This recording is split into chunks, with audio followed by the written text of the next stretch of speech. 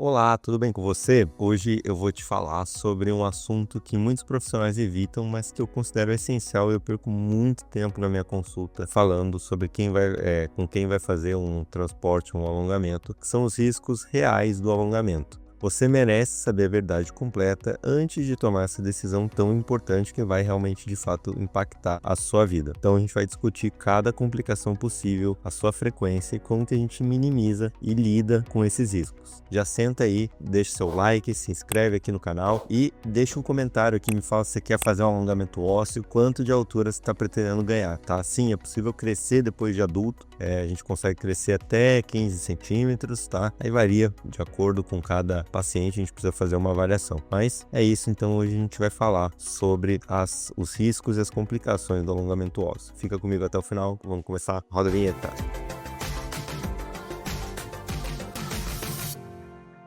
Bem-vindo ao canal das fraturas, o canal de ortopedia e traumatologia. Hoje eu estou fazendo uma série sobre o alongamento ósseo, tá? Onde a gente faz para ganhar altura ou então corrigir deformidades. Eu vou falar sobre as complicações e os riscos dessa cirurgia, tá? Então, a verdade sobre as taxas de complicação, vou começar com transparência total. Alongamento ósseo não é um procedimento isento de riscos. Um estudo abrangente de 2023 analisou complicações das hastes intramedulares de alongamento e os resultados mostraram que 53% dos pacientes tiveram algum tipo de complicação, tá? Mas é lógico que isso não significa que 53% tiveram problemas graves, né? As complicações são classificadas em categoria e isso faz toda a diferença. Essas complicações, a maioria dessas complicações são complicações leves que a gente consegue lidar e não tiveram problema nenhum. Entretanto, tiveram complicações graves que às vezes tem que parar o tratamento e aí parar o alongamento no meio, às vezes tem complicação, enfim, a gente vai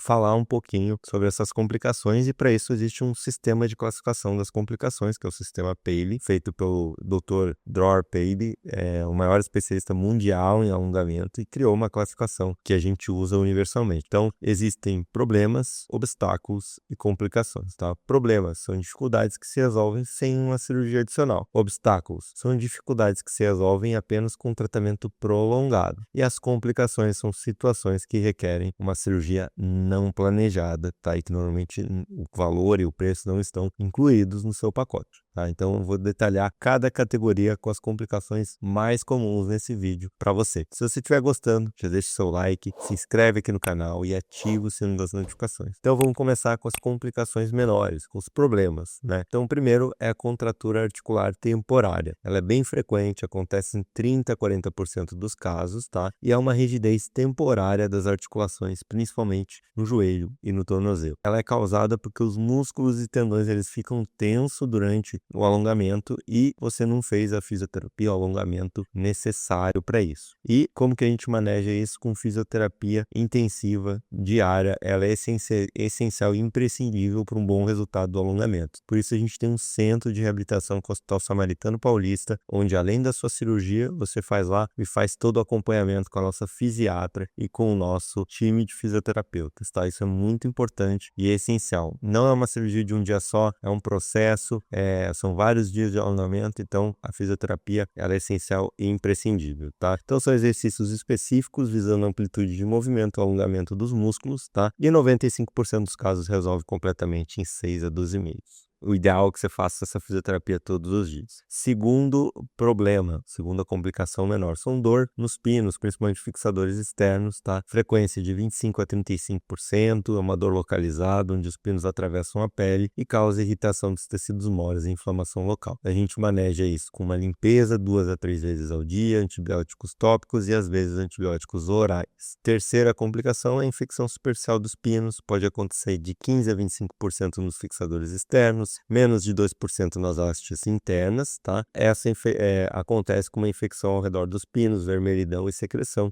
Geralmente, tratamento ambulatorial com antibióticos orais por 7 a 14 dias, a gente intensifica a limpeza e raramente evolui para uma infecção profunda. Quarta complicação leve é o regenerado ósseo lento, tá? Uma consolidação tardia. Isso pode acontecer de 10 a 15% dos casos, então é bem frequente. O osso novo, ele forma mais devagar que o esperado e tem alguns fatores de risco que acabam favorecendo para isso acontecer, como o cigarro, né, o tabagismo, diabetes, a idade avançada, uma qualidade óssea ruim, um alongamento muito rápido também. E aí a gente aguarda mais tempo, tem que ter paciência, a maioria forma o osso, não precisa se preocupar. A gente otimiza aí a nutrição, então cálcio, vitamina D, em alguns casos terapias adjuvantes como o PRP a gente pode fazer um aspirado de medula e colocar no local, e aí vai depender de cada caso. Raramente necessita de enxerto, mas às vezes pode ser necessário. E vamos agora para as complicações moderadas, que são os obstáculos, né? A contratura articular permanente. Ela acontece em 5 a 10% dos casos, tá? Acontece com uma rigidez articular que não melhora apenas com a fisioterapia, e articulações mais afetadas são o joelho, normalmente em extensão, e tornozelo, a dorsiflexão. A gente faz fisioterapia prolongada, órtese dinâmica, bloqueio anestésico, cirurgia de liberação em casos graves e para o alongamento. Isso é o mais importante.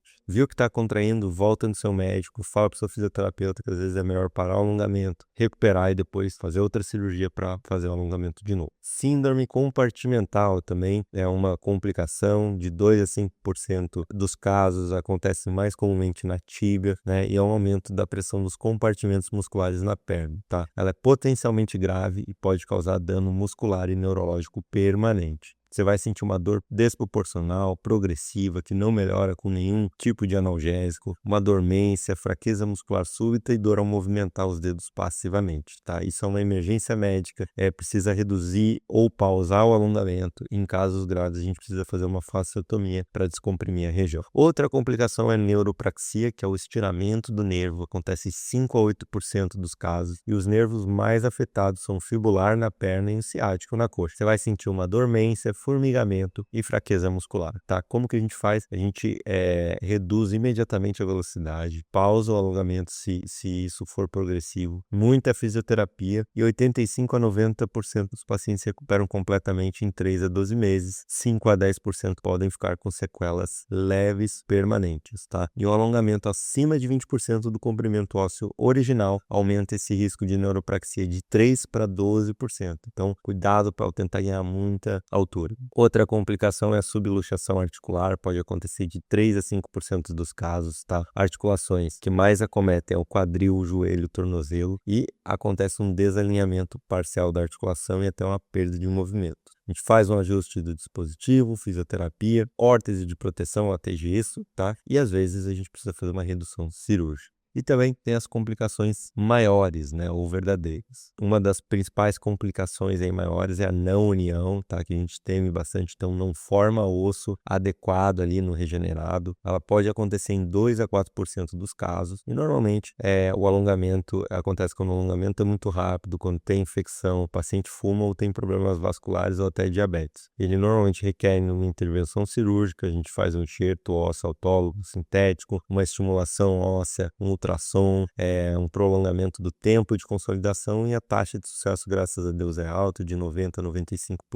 Outra complicação é a quebra do material da haste ou do fixador. Ela acontece de 1 a 3% dos casos com haste interna, menos de 1% nos fixadores, e é uma falha mecânica do dispositivo. Normalmente acontece quando a gente faz uma carga precoce excessiva, defeito do material ou uma consolidação tardia. O manejo vai depender do momento, se foi antes ou depois da consolidação, pode necessitar de uma revisão cirúrgica, trocar o implante, trocar a haste, trocar um fixador, passar da haste para o fixador, e geralmente ele não compromete o resultado final se bem manejado, tá bom? Outra complicação e altamente temida é a questão da osteomielite, né, da infecção óssea profunda. Acontece em menos de 1% das hastes internas, 2 a 3% dos fixadores, e é uma complicação grave, tá? Requer tratamento agressivo, uso de antibióticos endovenosos prolongados de 4 a 6 semanas, pode necessitar uma remoção total ali do material, limpeza cirúrgica, desbridamento, tratamento longo e geralmente bem sucedido, mas a custo de muita cirurgia. Outra complicação é a lesão vascular, graças a Deus é raro, menos de 0,5% dos casos, mas danos a artérias ou veias durante a cirurgia ou alongamento, tá?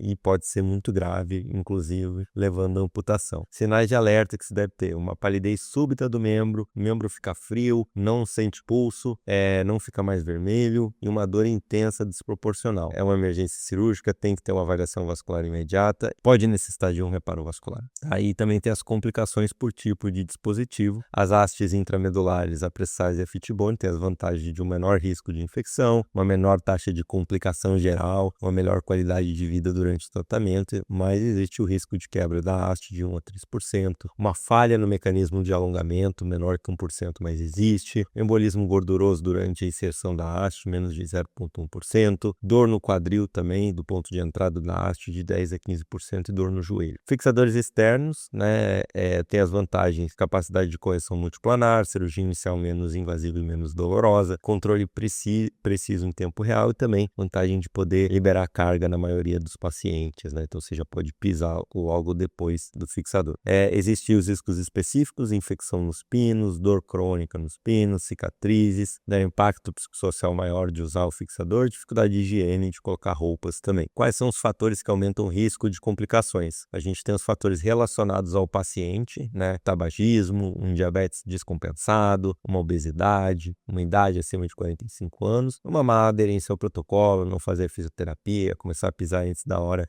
que o médico liberou. Os fatores que aumentam o risco de complicações relacionados ao procedimento de alongamento ósseo. Então, um alongamento acima de 20% do comprimento do osso dobra o risco de complicações, uma velocidade acima de 1,5 milímetro por dia, um alongamento de tíbia tem mais complicações que o do fêmur e o alongamento bilateral também é mais desafiador, tá? E relacionados ao cirurgião, experiência conta bastante, então centro com mais de 50 casos por ano tem metade das complicações, técnica cirúrgica para preservação do periósteo crucial, o acompanhamento também junto é muito importante para detecção precoce, prevenindo complicações e também fazer a fisioterapia no mesmo centro. Né? Como que a gente minimiza esses riscos? Então, protocolo de prevenção, um pré-operatório adequado, uma avaliação médica completa, otimizar as condições clínicas, parar de fumar pelo menos 6 semanas antes do procedimento, uma avaliação psicológica, uma educação do paciente, tá? No intraoperatório, a gente usa uma técnica cirúrgica meticulosa, preservação máxima de tecidos moles, antibióticos profiláticos, faz a corticotomia. No pós-operatório, o acompanhamento ele é semanal nas primeiras 6 semanas, faz radiografias quinzenais, fisioterapia diária supervisionada, ajuste na velocidade também do alongamento e suplementa com cálcio e vitamina D, tá? E durante a distração faz o monitoramento neurológico, avaliação da amplitude articular semanal, um protocolo rigoroso de limpeza de fixadores e um protocolo rigoroso de fisioterapia diária e uma comunicação aberta com o paciente. Num estudo realizado pela Cleveland Clinic, a gente teve 300 casos de alongamento femoral, complicações menores 35%, maiores 8%, uma taxa de sucesso final de 95% e uma taxa de necessidade de cirurgia adicional de 6%,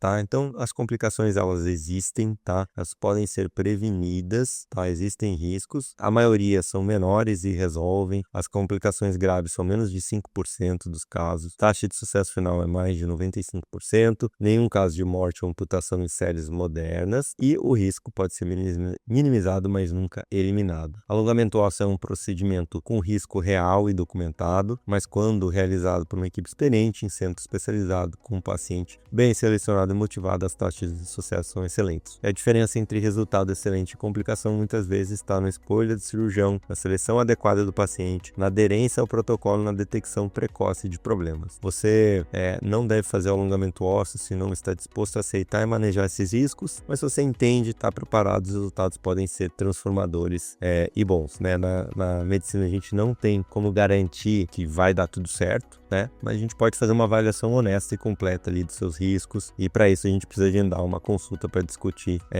o seu caso para individualizá-lo, tá? Então se você quiser só marcar a consulta, eu vou deixar na descrição do vídeo o link e aqui no canal também. Se você gostou do vídeo, deixe seu like, se inscreve, compartilhe o vídeo com quem está considerando esse procedimento. Essa informação ela é transparente, salva complicações e dúvidas no pós-operatório e depois eu vou fazer um outro vídeo sobre quanto tempo dura o tratamento completo do alongamento ósseo. Um abraço para você, te vejo no próximo vídeo.